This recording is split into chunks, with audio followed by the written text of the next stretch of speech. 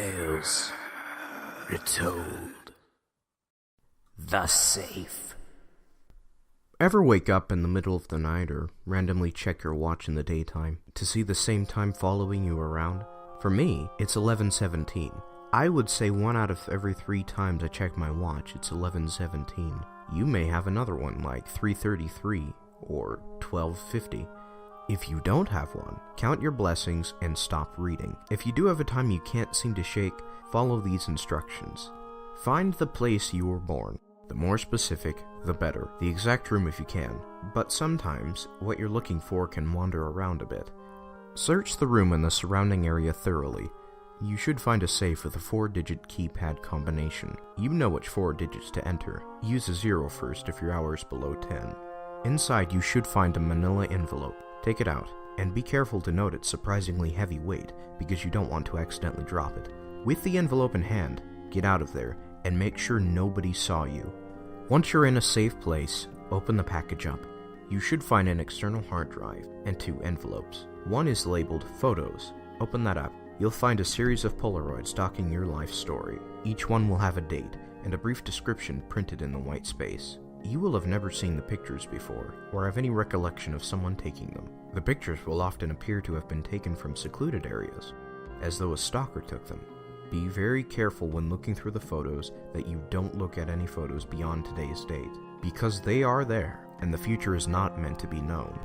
The other envelope is labeled Certificates, and is nowhere near as thick as the photos envelope. I would advise against looking through this altogether, as it will contain all legal documents for your entire life, from your birth certificate to your marriage license, to every driver's license, business license, traffic ticket, and birth certificate that has your name listed under mother or father. Of utmost warning, it also contains your death certificate. Obtain a cheap computer that you don't feel too badly about parting with, and a high-quality printer that is full of toner and paper, with extras as needed to replace. Make sure the printer drivers are installed properly. Do not plug the hard drive in until you are completely ready to print out all the information you'll find on it. And of utmost importance, do not connect the computer to the internet. If the computer has wireless capabilities, remove them. It needs to be physically impossible for the machine to connect to the internet on its own. Once you've plugged the hard drive in, don't do anything on the computer. The hard drive is software that will take control from here on out.